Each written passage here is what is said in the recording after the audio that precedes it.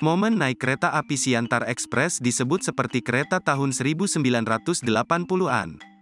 Viral di media sosial TikTok video naik kereta api Siantar Express disebut seperti kereta tahun 1980-an.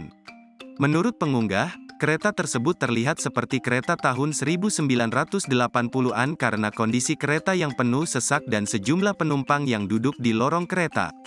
Siantar Express adalah kereta api yang melayani perjalanan antar kota Medan Pematang Siantar di Provinsi Sumatera Utara.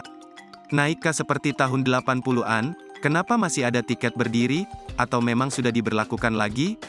Siantar Express, tujuan kota Siantar, Medan, ongkos Rp.